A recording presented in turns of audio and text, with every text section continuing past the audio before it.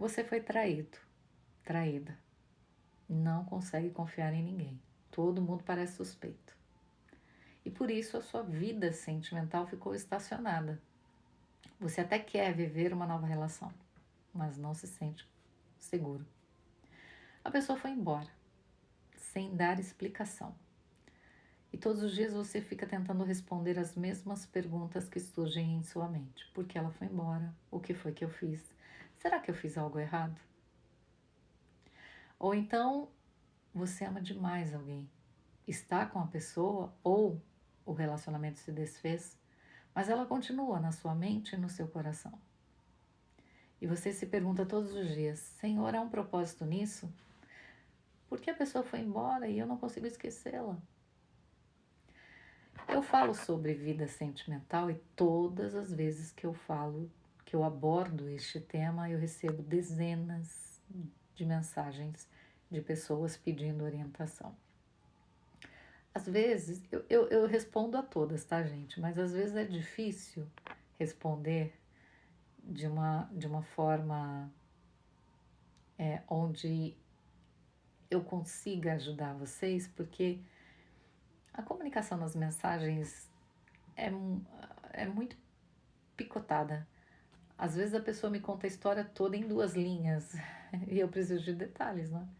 Para identificar se o problema está na comunicação, se a comunicação é agressiva, se há um problema de comportamento, se a questão é espiritual ou não. Então, tudo que eu faço tem como base a palavra de Deus.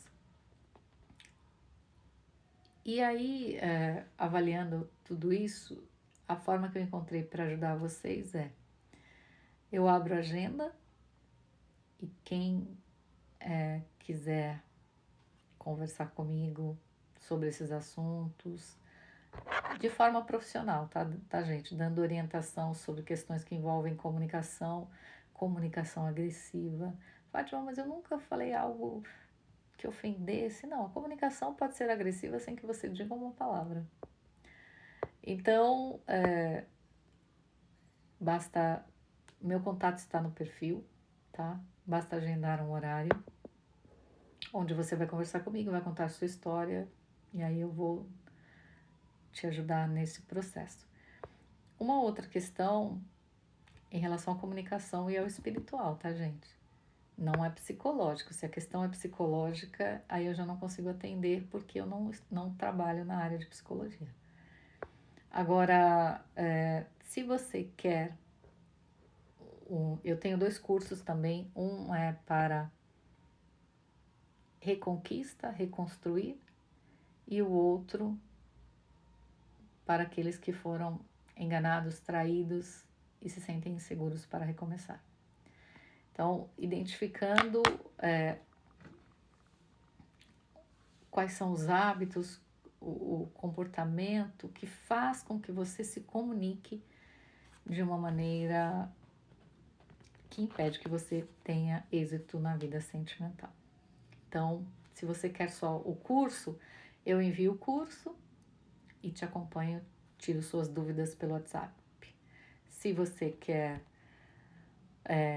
o atendimento pessoal, então agende. Fátima, mas isso é muito caro? Não, gente, é um valor bem simbólico. A mesma coisa que eu fiz no grupo de emagrecimento, de reeducação alimentar, bem simbólico, só com o propósito mesmo de missão. Mas eu não posso fazer gratuito porque eu dependo de alguém que me assessora, prepara esse material para mim.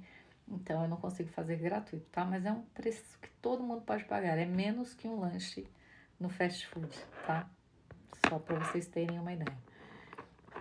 E o contato está no perfil, tá bom? Mas aí vamos à palavra de Deus. Hoje eu quero falar de vida sentimental com base no livro de 2 Crônicas, capítulo 22. Aqui a palavra de Deus diz que os moradores de Jerusalém puseram Acasias, filho mais novo de Jeroão, rei no lugar de seu pai. Isso porque um bando de árabes que havia invadido o acampamento tinha matado todos os filhos de Jeroão, menos Acasias. Então, ele se tornou rei de Judá aos 22 anos de idade e governou em Jerusalém por 1 ano. E a mãe dele, que se chamava Atalia, era filha do rei Acabe, que era casado com a Jezabel, vocês lembram dele? E neta do rei Oni de Israel. E ela dava maus conselhos a Acasias. E assim ele seguiu o péssimo exemplo da família de Acabe. Então, até aqui a palavra de Deus. Queridos, eu acabei de falar sobre curso para a vida sentimental, orientação para a vida sentimental, e por isso eu trouxe essa mensagem. Muito do que acontece em nossos relacionamentos, sejam eles afetivos ou sociais, ocorrem por influência de terceiros. Nos deixamos levar pelos conselhos de outras pessoas. Às vezes é uma pessoa, né, do convívio social que finge ser sua amiga, mas é uma pessoa invejosa, má, que quer, na verdade, ver você sozinho, sozinha. Às vezes é alguém de casa. Veja aqui Acasias, a própria mãe. Então, não dá para a gente filtrar isso se a gente não tiver entendimento do que acontece conosco. Se nós não nos blindarmos, não conseguiremos dirigir a nossa própria vida. Lembram de Eliseu e da mulher sunamita? Ele profetizou, ela teve um filho, o filho já tinha certa idade, morreu. E ela foi atrás de Eliseu. Ela não dirigia. Mas quando ela entra na... Deixa eu achar aqui para vocês. Para não ficar nas minhas palavras. Quando ela sai atrás de Eliseu, ela pede que um dos criados lá do seu marido a leve até o profeta. Olha, segundo o livro dos Reis, capítulo 4, a partir do verso 20. O empregado carregou o menino até o lugar onde a mãe estava. Ela ficou com ele no colo até o meio-dia e ele morreu. Aí ela o carregou para o quarto de Eliseu e o pôs na cama. Depois saiu, fechou a porta, chamou o marido e disse: mande um empregado trazer uma jumenta.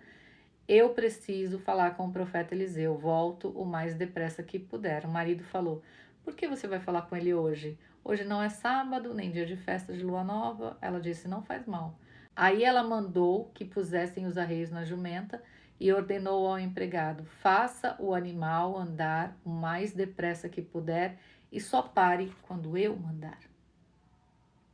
Veja, quem estava dirigindo era o empregado, mas quem tinha as rédeas na mão era ela. Se nós não tivermos as rédeas de nossa própria vida em nossas mãos, vamos agir como Acasias, sendo guiados por alguém, ele pela mãe. E a mãe era uma pessoa má, destruiu a vida do filho, destruiu o reinado do filho.